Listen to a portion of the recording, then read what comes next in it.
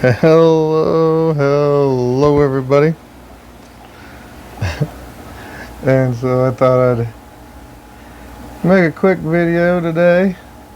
I had been calling my shrimp every Sunday afternoon, and I got busy with other stuff and being lazy, and I kind of let that go the last few months. So now I got some catching up to do.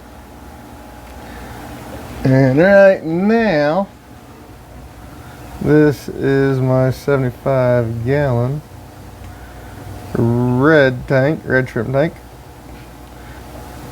And on these, keeping this many shrimp to be fire red quality is pretty tough. So what I'm doing is at least keeping it Sakura. And mainly, the only problem, every line is going to end up being different as far as the shrimp you want to call out. This line in particular, I get a bunch of weak males that I would classify as, so that is a Sakura male. And then right next to it is that, what would be cherry. So the lowest form of reds, it's cherry in my book anyway. I'm sure there's other ones in between, but I call them cherry. If you got solid coloration, a little bit of see-through, you got Sakura. And then you got, you got fire red, which I'd say a lot of these females are fire red. Well, there's some pretty good shrimp in here. And this some, they're generally, I would classify this colony as Sakura. With some cherries that need to come out. And it's always the weak male, like right there he would come out. And it's just and on a tank this size, see, this is Sunday afternoon, and I think it was probably Friday maybe, I called out probably 100 of these guys, and you just keep going until they're harder to get. Now with this many tank and thousands of shrimp, this big of a tank, you're never gonna get every single one of them. But it's just keeping at it. Like most times, if you have this big of a shrimp tank, I realize most people are probably doing 10-gallon shrimp tanks, 5-gallon shrimp tanks, maybe 20 gallons. So you're not going to have this problem. You know, you might if you have a bunch of moss and stuff where they can all huddle into, because there's always going to be some hiding. For every one that you see in this tank, there's probably another 2 or 3 that you don't see. Because if you look down in there, they live all through in the moss down there. Little babies down in there. So that's if you want to keep your lines nice, you gotta call them out. Call out the bad ones. It's all shrimp keeping is a eugenics program, but that's if you want to keep nice lines. Like there is what I call cherry, that will be hopefully called out. And that would be, oh, that may be a painted fire red right there. So that's what I've done.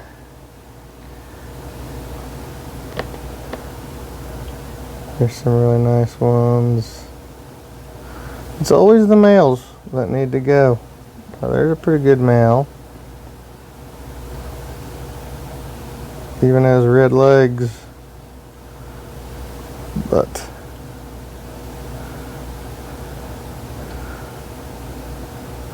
it's usually it's hard. Now, let's see.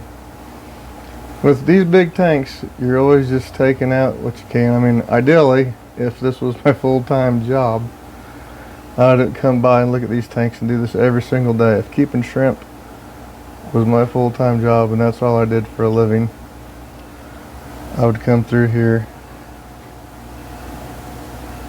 and look for bad ones every single day, but that just isn't realistic, to be honest. So I come through here. Usually what I end up doing is I hit it. I end up having like 3 or 4 call sessions in a week or two. And then y'all get most of them. And then I'll leave it be for a few months and then wait for the next generation to start growing up. And then do it again. That's how I've been doing it, and it's been working good. It's been 2 or 3 months since the last few rounds. Like I said, I got quite a few out.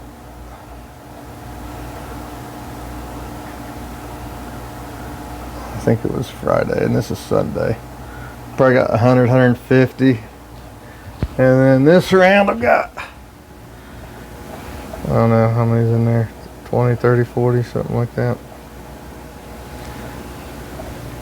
So it's pretty easy. You just, yeah. Shrimp are hard to catch, and it's real hard to catch shrimp with one hand. There's one that's not that good.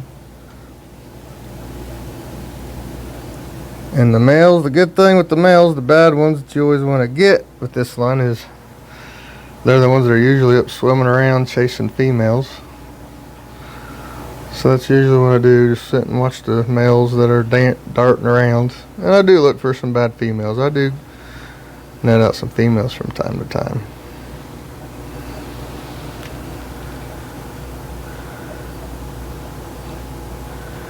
Alright, I'm going to pause this and get some more of these out. As you can see, I caught a whole lot more of them. And now I'm feeling a whole lot better about this. About these shrimp.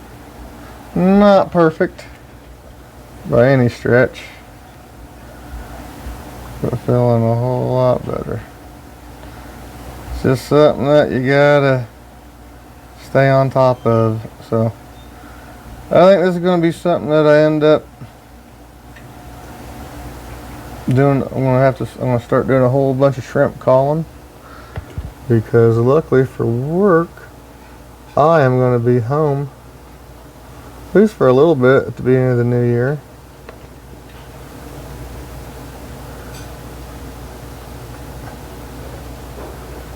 And then when I'm home for work, things always get in a whole lot better shape. Because when I gotta be gone for work, I'm gone literally half the time. So you can tell out there's one that escaped the cull net. But there's another one. Yeah, there's still some in there, but way less than there had been. Oh goodness. Wasn't expecting I was zoomed in to see that guy. But I'm going to be, like I said, I'll be hitting these guys a couple times every weekend for probably the next 2 or 3 weeks. And the first couple times I usually get 100 to 200 shrimp. And then you have to sit here and look and look and look. And then it starts getting harder to find them. Then you know you're getting somewhere. It's not that hard, and the results are actually pretty quick. So, but the further you let it go, the worse it gets. So it's always something you need to stay on top of if you're into keeping shrimp lines that are super nice. And if you ever want to try to sell them, this is something you gotta do, because anyone can make, well, about anyone, if you got the right water, can make 1,000,000 shrimp. But you gotta make 1,000,000 shrimp that people actually want to buy if you want to sell them. So that's why we gotta cull and keep them nice and keep the quality up. So I'll show you. I know everyone who's been on watching my videos before knows exactly where the culls go, but every cull video's got to end with this. And this is my 40-gallon cull tank, just for shrimp. There are some pluckers in here, but that Rotal is getting crazy. It looks really cool though right now. So all these guys,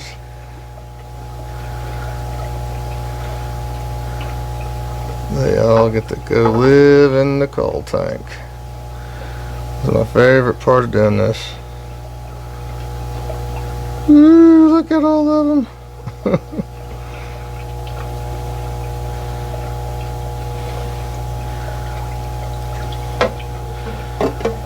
My cull tank is turning into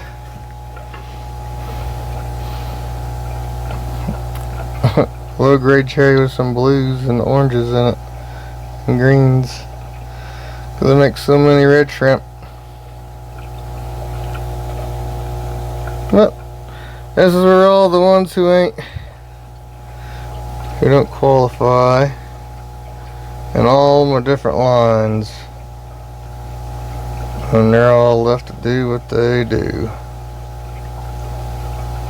So your greens, oranges, blues, reds, those are the main lines that do a lot of culling in. So that's what you see a lot of in the cull tank. So, and some of them end up looking really good, and a lot of them look red because when I cull these guys, the Bloody Marys, they're red too. And these guys, let's see if I can find one. I get some weird looking, these guys throw like a lot of blue velvet or blue jelly looking shrimp, light blue shrimp. Not a lot, but that happens from time to time. But these guys are real good. I think I'm gonna sit down and cull these here soon, because these guys I just let these guys explode in population. But they look pretty dang good. Okay, everybody, that was culling red shrimp. Thank you for watching. Bye.